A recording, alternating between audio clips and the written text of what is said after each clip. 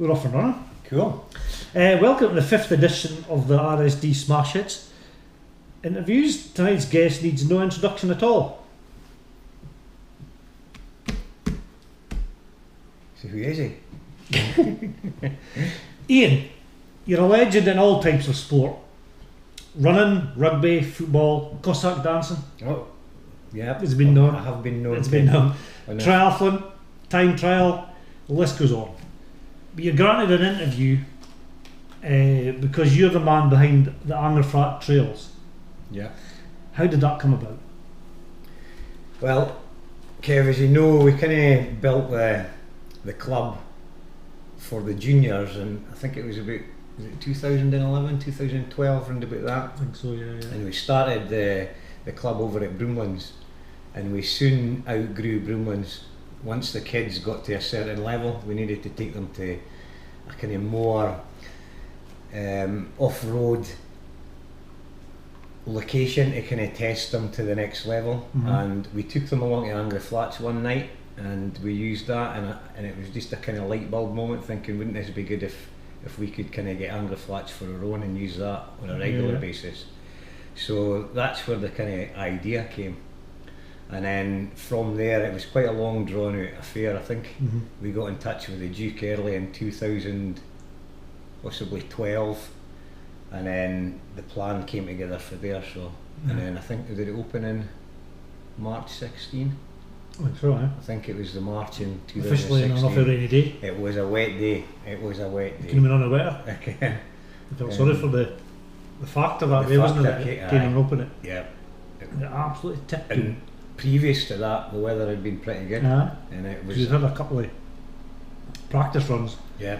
And they were alright. The weather was great. And typically on the day when the press and everybody was there, tipped down like it. And there were some dignitaries, remember, with the high heels on. That's right, yes. Yeah.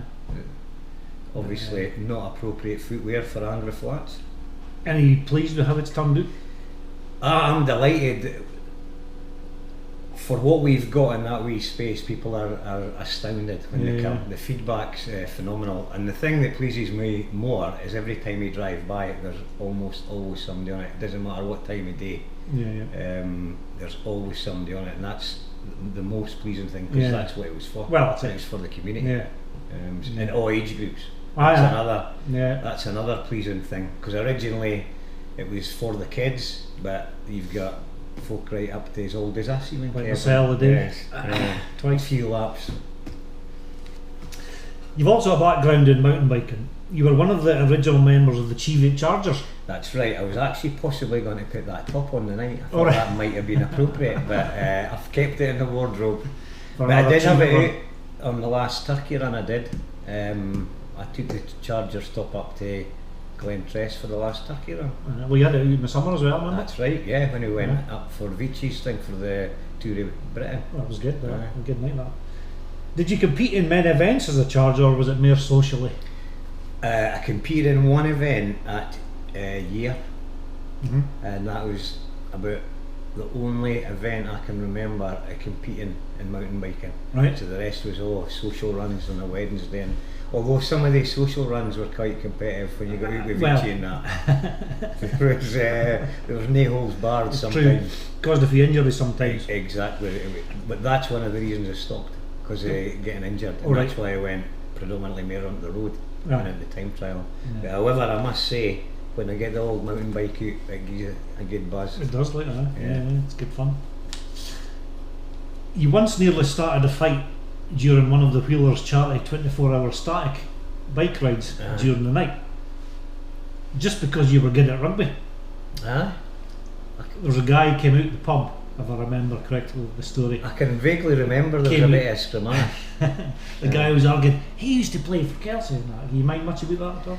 I can't, but I can actually remember vaguely about a scrimmage.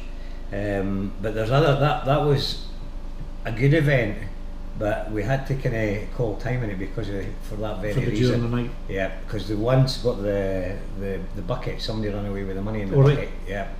And then we ended up having to put two people on, so that if that happened again, But we had all sorts. We had women on the bike.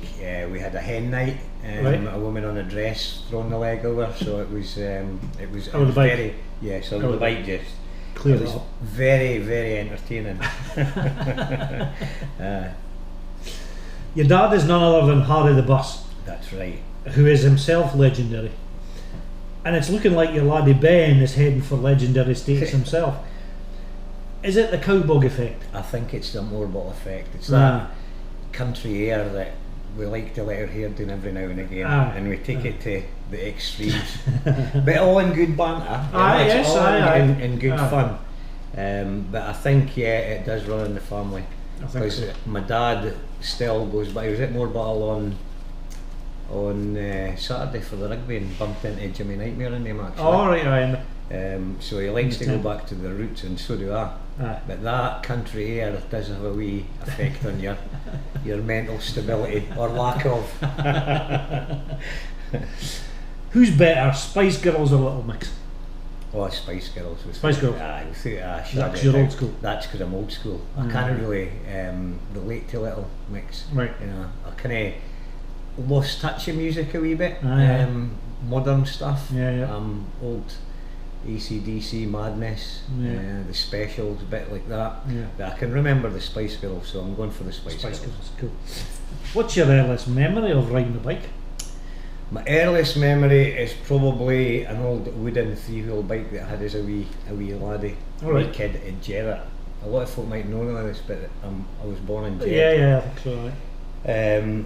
But probably my first real introduction to biking was when I left school and I got a job at Gibson's at Yettham. Oh yeah. And I had to bike for Cowbog to Yettham every day, rain, wind and snow.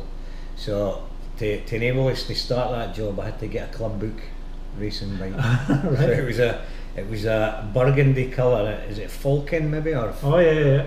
Something like that. Yeah. So that was my first real memory of a bike. But I did have a wooden because I've seen some pictures at my mum's. Right. And I'm on a three-wheel wooden bike. And was your dad responsible for you riding a bike? My dad was big into bikes. Right.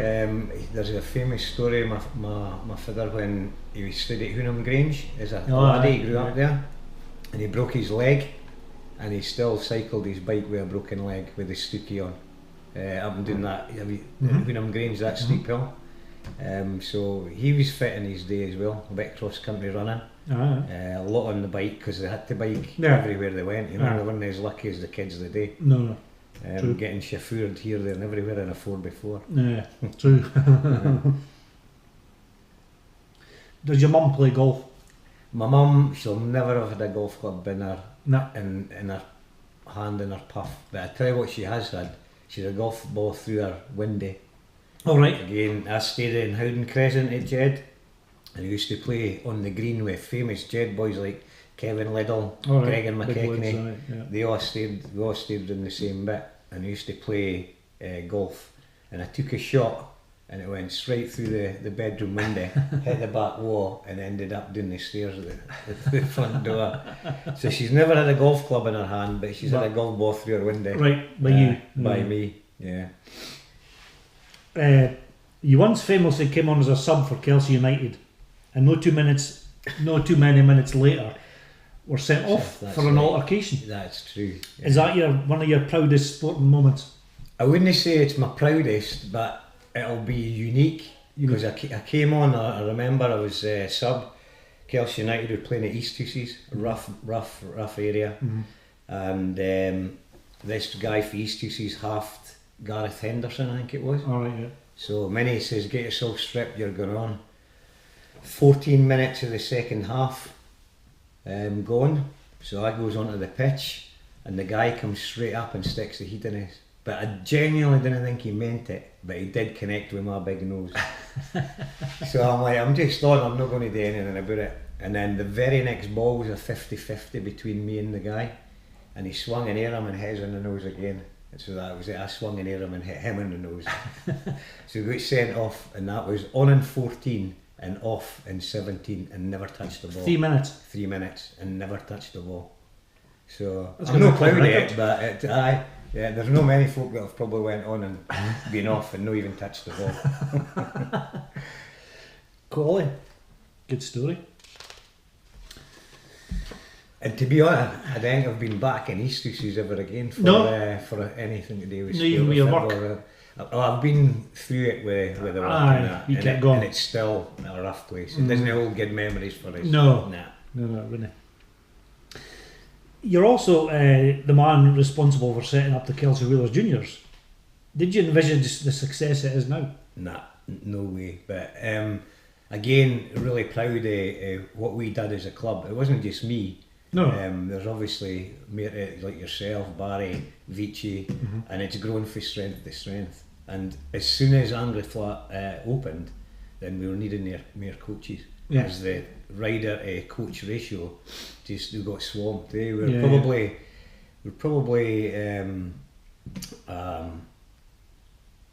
now probably the second biggest club in the Borders for youth, second to Peebles.